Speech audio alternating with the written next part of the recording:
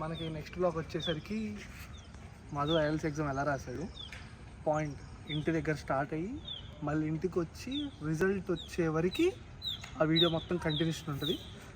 Hi guys, test దగ్గరకు వచ్చేసింది, రోజు దగ్గరకు వచ్చేసింది. ఇంకా 2 రోజులే ఉంది ఎగ్జామ్కి. ఇంకా నాకు స్పీకింగ్ టెస్ట్ అయితే ఇవ్వట్లేదు వాళ్ళు. స్పీకింగ్ డేట్, టైం, స్లాట్ అయితే చెప్పట్లేదు. ఏంటి 2 రోజులే ఉంది ఇంకా చెప్పట్లేదని కంగారు పడుతున్నాను నేను. జనరల్గా 1 వీక్ ముందు 3 డేస్ ముందు చెప్తున్నారు కదా. నెక్స్ట్ ఇంకా మెయిల్ చేద్దాం వాళ్ళకి లేదా కాల్ చేద్దాం అనుకునే లోపు నాకైతే అప్డేట్ ఇచ్చారు.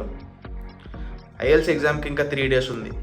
ఈరోజు నాకు స్పీకింగ్ డేట్ అయితే వచ్చింది. అది ఎప్పుడంటే 15th మార్నింగ్ 9:40 కిందని మెయిల్ అయితే పెట్టారు ఐడిపి ఐఎల్స్ వాళ్ళు. మధ్యాహ్నం వచ్చరికి లిజనింగ్, రీడింగ్, రైటింగ్ సెషన్స్ అనమాట. సో 15th మొత్తం నాకు ఐఎల్స్కే అయిపోద్ది అనమాట ఆ రోజు మొత్తం. అయితే నేను 14th ప్రిపరేషన్ ఉంచుకోవాలని చెప్పి 13th ట్రావెలింగ్ పెట్టుకున్నా. ఇప్పుడు నేను ఖమ్మంలో ఉన్నా. 12th సెప్టెంబర్ ఈరోజు. రేపు మార్నింగ్ అయితే వందే భారత్ బుక్ చేసుకున్నాను నేను, ఖమ్మం టు హైదరాబాద్. డైరెక్ట్గా నేను రేపు మార్నింగ్ మిమ్మల్ని స్టేషన్లో అయితే కలుస్తాను.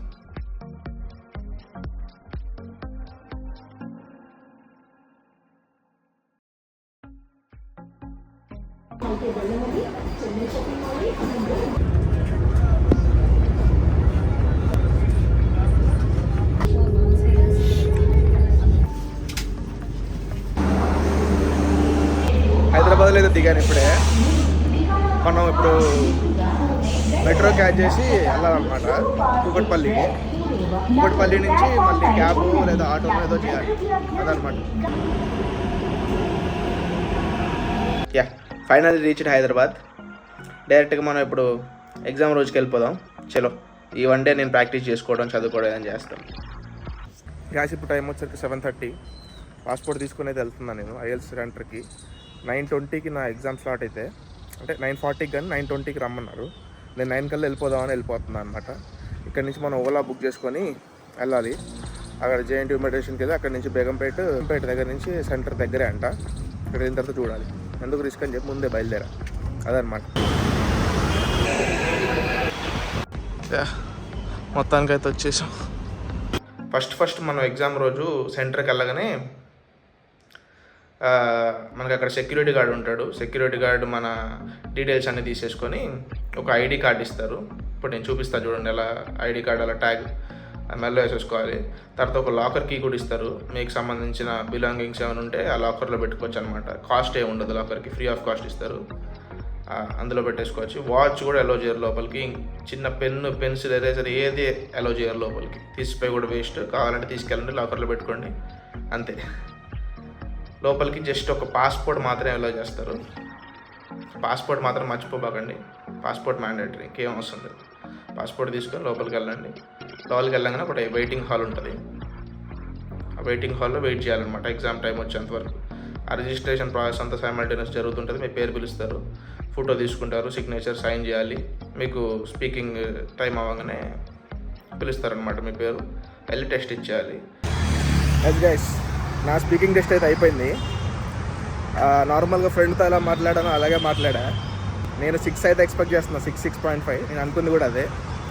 తెలిసి ఏమవుతుందో. అయితే ఇందాకలా నేను బేగంపేటలో దిగా, కానీ బేగంపేట నుంచి ఇక్కడికి దూరం ఉంది. ఇక్కడ జస్ట్ రసూల్పురా మెట్రో స్టేషన్ ఉంది. ఎవరైనా బేగంపేట సెంటర్ ఉంటే రసూల్పురాకి పెట్టుకోండి, లైక్ మెట్రో స్టేషన్ అనమాట. ఇబ్బంది లేకుండా ఉంటుంది. స్పీకింగ్ బాగానే జరిగింది. ఇప్పుడు మధ్యాహ్నం 12:15కి నాకు LRW ఉంది. మా అక్క వాళ్ళ ఇంటికి వెళ్ళి మళ్ళీ మధ్యాహ్నం వస్తాయి ఇక్కడ ఎగ్జామ్ రాయడానికి.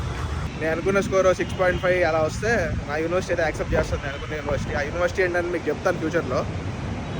అదనమాట. మెట్రో దిగంగానే, ఇది మెట్రో స్టేషన్ అనమాట. దిగంగానే అక్కడ గల్లీ ఉంటుంది.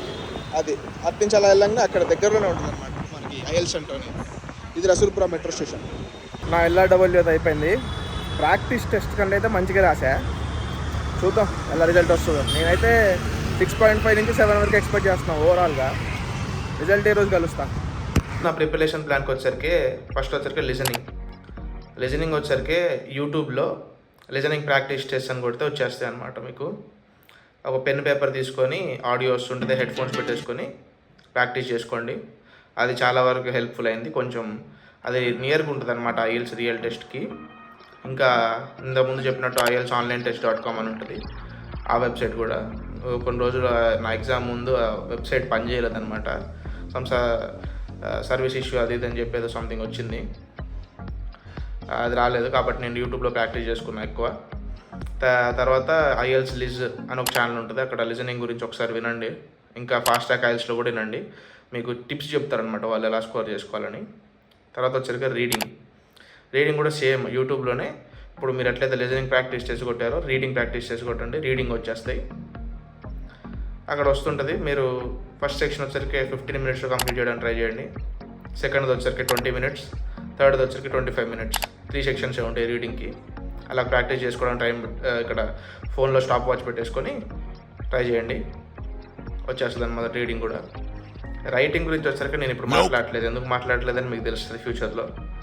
స్పీకింగ్ వచ్చరికి మీ క్లోజ్ ఫ్రెండ్, బెస్ట్ ఫ్రెండ్ ఎవరో ఒకళ్ళు ఉంటారు కదా, ఆర్ మీ పేరెంట్స్ ఎవరైనా ఒకళ్ళని. ఇప్పుడు బుక్ ఉంటుంది కదా, ఐఎల్స్ మనకి కొరియర్లో పంపించింది కదా బుక్, ఐఎల్స్ ప్రాక్టీస్ బుక్. అదొకసారి మీ పేరెంట్స్కి కానీ ఫ్రెండ్స్కి కానీ ఫొటోస్ తీసి పంపి మీరు క్వశ్చన్లు చూడబాకండి.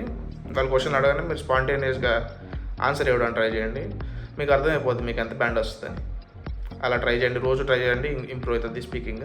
నేను రిజల్ట్ వచ్చేసరికి మీరే చూడండి. ఇప్పుడు లిజనింగ్ వచ్చేసరికి 6.5 వచ్చింది, రీడింగ్ వచ్చేసరికి 6.5 వచ్చింది, రైటింగ్ వచ్చేసరికి ఇది దెబ్బతింది అనమాట. అందుకే మీకు రైటింగ్ గురించి చెప్పలేదు, నా ప్లాన్ ఫాలో అవ్వకూడదు ఎందుకంటే నాకు తక్కువ మార్కులు వచ్చాయి కాబట్టి. రైటింగ్ వచ్చేసరికి 5.5 వచ్చింది, స్పీకింగ్ వచ్చేసరికి 6 వచ్చింది. ఆబ్వియస్లీ మిగతావన్నీ నేను అనుకున్నవే. లిజనింగ్లో కొంచెం ఎక్కువ వచ్చి ఉంటే బాగుండేది, నేను మినిమం 7 వస్తే అనుకున్నా, ఏం చేయలేం. తర్వాత వచ్చరికి రైటింగ్ కూడా నేను 6 ఎక్స్పెక్ట్ చేశాను. రైటింగ్ స్పీకింగ్ 6, రీడింగ్ లిజనింగ్లో ఎక్కువ స్కోర్ చేద్దామని నేను అనుకున్నాను అనమాట. అయితే లిజనింగ్ స్పీకింగ్ వచ్చాయి, బాగానే వచ్చాయి. 6.5 అంటే మంచి మార్క్సే.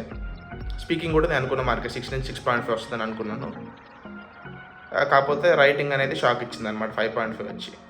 అదనమాట రైటింగ్లో ఒకటి నాకు తగ్గింది. నేను ఏ యూనివర్సిటీకి వెళ్ళాలనుకుంటున్నా వాళ్ళైతే 6.5 అడుగుతున్నారు, 6 కాదు.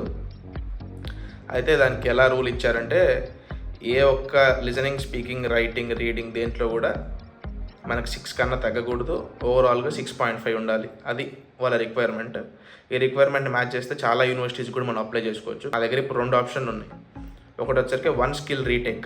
1 skill రీటేక్ అంటే ఎగ్జామ్ ఫీ మొత్తం కట్టక్కర్లేదు, 11,000 ఏమో ఉంటుంది చేంజ్. కట్టేస్తే ఏదైనా ఒకటే స్కిల్ రాయితీ అవుతుంది అనమాట. లేని పక్షంలో టోఫెల్ ఇంకొక ఆప్షన్ కూడా ఉంది, హోమ్ బేస్డ్ టెస్ట్ కానీ సెంటర్కి వెళ్ళి రాయడం కానీ చూడాలి. ఇప్పుడు మదిగాడు ఐఎల్స్లో 1 skill రీటేక్ ఎగ్జామ్ తీసుకుంటాడు అనుకుంటున్నారా, లేదా టోఫెల్ ఎగ్జామ్ రాస్తాడు అనుకుంటున్నారా? కింద కామెంట్ చేయండి.